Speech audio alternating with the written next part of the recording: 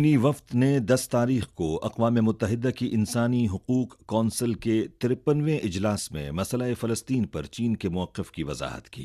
چین کے نمائندے نے نشاندہی کی کہ مسئلہ فلسطین ایک طویل عرصے سے حل طلب مسئلہ ہے۔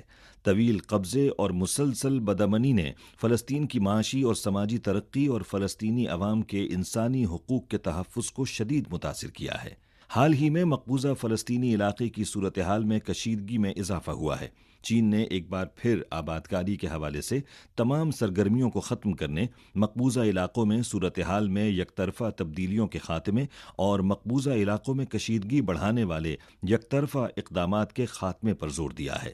چینی نمائندے نے اس بات پر زور دیا کہ بین الاقوامی برادری فلسطین کی ترقیاتی امداد اور انسانی امداد میں اضافہ کرے، فلسطینی عوام کے انسانی حقوق کے تحفظ کی حمایت کرے اور 2 ریاستی حل کی بنیاد پر فلسطین اور اسرائیل کے درمیان